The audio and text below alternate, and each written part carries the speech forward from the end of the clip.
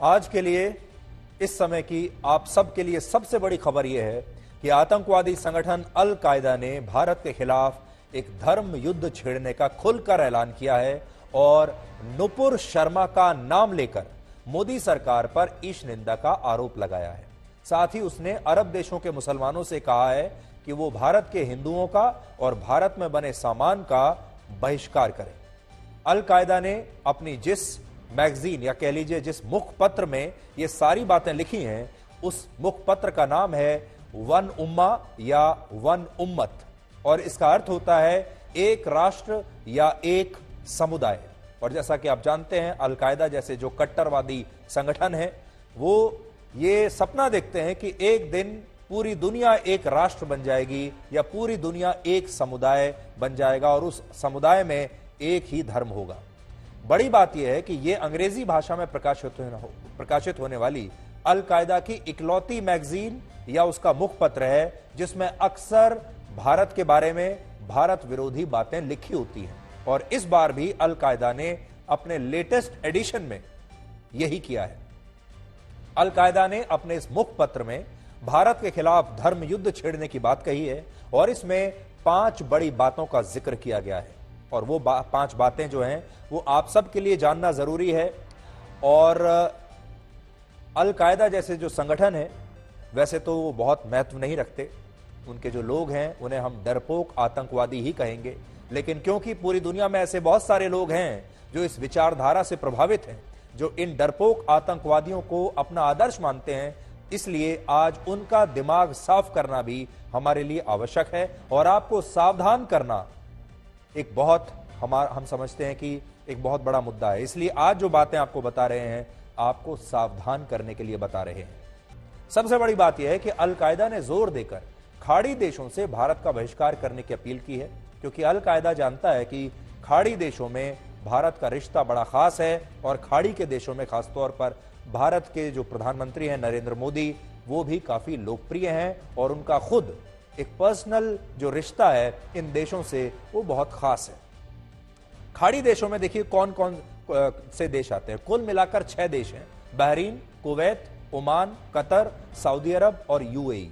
इन 6 देशों की कुल आबादी है 5 करोड़ 90 लाख, जिनमें 90 लाख लोग भारतीय हैं। 5 करोड़ 90 लाख में से 90 लाख भारतीय हैं वहां। इसके अलावा ये वो देश है जहां से भारत को 40% कच्चे तेल की आपूर्ति होती है और भारत दुनिया भर से जो आयात करता है, यानी जो सामान और सेवाएं खरीदता है, उसमें से भी 16% आयात सिर्फ इन 6 देशों से होता है। और सबसे बड़ी बात, दूसरे देशों में रहने वाले जो भारतीय हमारे देश में पैसा भेजते हैं, उनमें से 55% पैसा इन्हीं 6 खाड़ी देशों से आता है।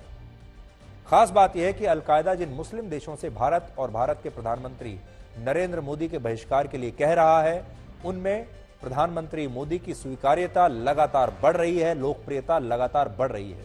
अरब देशों के साथ भारत के संबंध बहुत अच्छे हैं और अल कायदा की बातों का मुस्लिम देशों पर कोई असर नहीं होने वाला। प्रधानमंत्री बनने के बाद नरेंद्र मोदी ने 4 बार संयुक्त अरब अमीरात का दौरा किया है, यूएई का। 1981 में प्रधानमंत्री इंदिरा गांधी ने यूएई का दौरा किया था। उसके 34 साल बाद प्रधानमंत्री मोदी ने यूएई का दौरा किया। हैरानी की बात यह है कि आजादी के 75 वर्ष बाद जब हमारे यहां अमृतकाल चल रहा है, तब भी हमारे देश में औरंगजेब और दूसरे क्रूर मुगल शासकों के नाम पर सड़कें हैं, इमारतें हैं और यहां तक कि शहरों के नाम भी हैं। हमारे देश में ये सब कुछ इतिहास और धर्मनिरपेक्षता के नाम पर आज भी खुलेआम चल रहा है और किसी ने सवाल उठाने की कोशिश नहीं की। आज हमारा आप सबसे सवाल यह है कि कोई भी आजाद देश अपनी गुलामी की निशानियों को और अपनी संस्कृति के लुटेरों का इतिहास में इस तरह महिमा मंडन कैसे कर सकता है। और इतिहासकार बार बार लोगों को इतिहास पढ़ाने के नाम पर इन लोगों के बारे में लगातार पीढ़ी दर पीढ़ी ऐसी बातें झूठ लिखते आ रहे हैं जिससे इनका महिमा मंडन होता है। आपको याद होगा, कल प्रधानमंत्री मोदी ने दिल्ली में वीर बाल दिवस के मौके पर आयोजित एक कार्यक्रम में मुगल बादशाह औरंगजेब का जिक्र किया था और उन्होंने भी यही सारी बातें कही थी। सबसे पहले आपको प्रधानमंत्री मोदी का वो बयान सुनवाते हैं।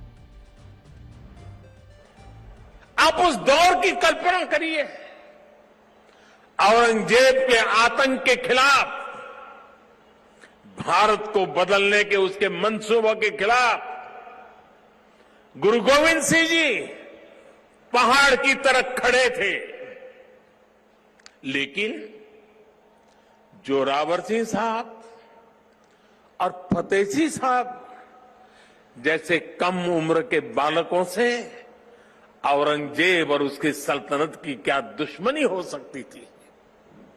दो निर्दोष बालकों को दीवार में जिंदा चुनवाने जैसी दरिंदगी क्यों की गई? वो इसलिए क्योंकि औरंगजेब और उसके लोग गुरु गोविंद सिंह के बच्चों का धर्म तलवार के दम पर बदलना चाहते थे। जिस समाज में, जिस राष्ट्र में उसकी नई पीढ़ी जोर जुल्म के आगे घुटने टेक देती है, उसका आत्मविश्वास और भविष्य अपने आप बन जाता है। लेकिन भारत के वो बेटे, वो वीर बालक मौत से भी नहीं घबराए, वो दीवार में जिंदा चुन गए। क्या आपने कभी अपने दिमाग पर जोर डालकर यह सोचा है कि औरंगजेब ने हमारे देश में कितने अत्याचार किए? और जब हमारे देश में आप औरंगजेब के नाम पर बनी सड़क पर, खासतौर पर दिल्ली के लोग चलते हैं, तो क्या ये ख्याल उनके मन में भी आता है? औरंगजेब ने ना औरतों को छोड़ा, ना बच्चों को छोड़ा, ना बाकी के लोगों को छोड़ा। और औरंगजेब वही कर रहा था जो आज अल-कायदा कर रहा है। औरंगजेब ने अपने शासनकाल में भारत के लोगों पर बहुत अत्याचार किया और भारत को कई वर्षों तक खूब लूटा। वो एक लुटेरा था। लेकिन इसके बावजूद हमारे देश ने औरंगजेब को अपना दुश्मन नहीं माना, बल्कि उसे हमारे देश के इतिहासकारों ने एक महान योद्धा बना दिया। और आपको जानकर बड़ा दुख होगा कि आज हमारे देश की राजधानी दिल्ली में ही औरंगजेब नाम की एक सड़क है जिसे हम औरंगजेब लेन कहते हैं। बड़ी बात यह है कि औरंगजेब लेन दिल्ली के शीशगंज गुरुद्वारे से सिर्फ 8 किलोमीटर दूर है। याद रखिएगा, शीशगंज गुरुद्वारे से 8 किलोमीटर दूर। और यह वो जगह है जहां औरंगजेब ने इस्लाम धर्म को नहीं अपनाने पर सिखों के 9वें गुरु तेग बहादुर का शीश कटवा दिया था। 25 दिसंबर को भारत में 35,000 लोगों ने कोविड की जांच करवाई थी, लेकिन एक दिन बाद 26 दिसंबर को 50,000 लोगों ने कोविड टेस्ट कराया। यानी हर दिन के साथ हमारे देश में कोविड का टेस्ट कराने वाले लोगों की संख्या बढ़ रही है। और इसमें आपके काम की खबर यह है कि अब भारत में मास्क की अनिवार्यता पर फिर से विचार शुरू हो गया है। इसलिए अगर आपने अपना मास्क वापस अलमारी में रख दिया है तो उसे बाहर निकाल लीजिए, देख लीजिए और अब मास्क लगाने की प्रैक्टिस करना शुरू कर दीजिए। आज कर्नाटक देश का पहला राज्य बन गया है जहां फिर से सार्वजनिक स्थानों पर मास्क पहनना अनिवार्य कर दिया गया है। कर्नाटक सरकार ने लोगों से सोशल डिस्टेंसिंग रखने के लिए भी कहा है और कर्नाटक में लोग अब अपने घर के बाहर बिना मास्क के नहीं निकल सकते। इसके अलावा भारत सरकार ने भी कोविड से निपटने के लिए अब तमाम तैयारियां शुरू कर दी है। आज देश भर के अलग अलग अस्पतालों में एक राष्ट्रव्यापी मॉक ड्रिल की गई, जिसमें यह देखा गया कि अगर भारत में चीन की तरह कोरोना के मामले बढ़ते हैं तो हमारे अस्पताल इस वायरस से लड़ने में कितने सक्षम हैं। और बड़ी बात यह है कि इस मॉक ड्रिल की निगरानी आज खुद केंद्रीय स्वास्थ्य मंत्री मनसुख मंडाविया कर रहे थे कि चीन में अब कोविड को गंभीर बीमारी नहीं माना जाएगा। चीन के नेशनल हेल्थ कमीशन ने यह ऐलान किया है कि 8 जनवरी से वहां कोविड को क्लास बी डिजीज की श्रेणी में रखा जाएगा, जबकि पहले चीन में कोविड को क्लास ए डिजीज की श्रेणी में रखा गया था। और जब वहां इस तरह से किसी बीमारी को डाउनग्रेड किया जाता है तो इसका मतलब होता है कि चीन की सरकार इस बीमारी को ज्यादा गंभीर अब नहीं मानती। फिलहाल चीन में वायरल फ्लू और डेंगू जैसी कम गंभीर बीमारियां बी क्लास की श्रेणी में रखी जाती हैं और अब कोविड को भी वहां एक वायरल फ्लू जैसी बीमारी माना जाएगा। और इसी वजह से चीन के झेजियांग और शंघाई जैसे शहरों में लगी तमाम पाबंदियों को हटा लिया गया है और वहां कोविड विस्फोट के बाद बाजारों को खोल दिया गया है ताकि चीन की अर्थव्यवस्था जल्द पटरी पर लौट आए। तो चीन ने अब अपने सारे बाजारों को, दफ्तरों को, फैक्ट्रियों को, सबको खोल दिया है। पांचवा बड़ा फैसला यह है कि चीन की सरकार अब कोविड से संक्रमित होने वाले मरीजों की संख्या और इससे होने वाली मौतों का आंकड़ा जारी नहीं करेगी। बल्कि बड़ी बात यह है कि शायद अब गिनना भी छोड़ देगी। यानी जैसे फिलहाल दुनिया में बहुत सारे लोग वायरल फ्लू से बीमार होते हैं या उन्हें डेंगू या मलेरिया जैसी बीमारियां होती हैं, तो इन मामलों को अंतर्राष्ट्रीय स्तर पर उस तरह से रिपोर्ट नहीं किया जाता जैसे कोविड के मामलों को करते हैं। लेकिन चीन कोविड को एक वायरल फ्लू जैसी बीमारी मानकर अब इससे होने वाली मौतों और मरीजों की संख्या दुनिया को नहीं बताएगा। अब ये डेटा दुनिया को नहीं देगा। और चीन अकेला ऐसा देश नहीं है जिसने ये आंकड़े जारी करने से अब इनकार कर दिया है। चीन की तरह ब्रिटेन की सरकार ने भी कहा है कि वो नए साल से कोविड का डेटा जारी नहीं करेगी। क्या आप जानते हैं कि हमारे देश में वायरल फ्लू के कितने इस समय मरीज हैं?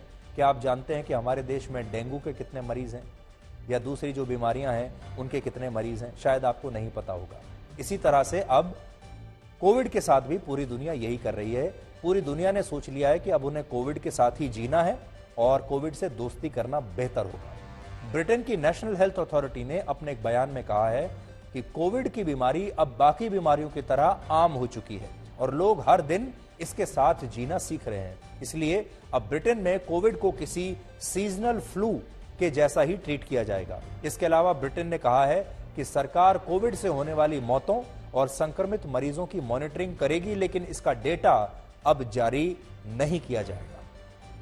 यानी अगर आप देखें तो इस समय पूरी दुनिया ने कोविड के खिलाफ अपनी स्ट्रैटेजी को पूरी तरह से बदल दिया है और अब सारे देश ये कह रहे हैं कि हम इस वायरस के साथ जीना सीख गए हैं या अब हमें इस वायरस के साथ ही जीना है और इसकी वजह से दुनिया फिर से दोबारा रुक नहीं सकती। अब दुनिया को और लॉकडाउन्स नहीं चाहिए।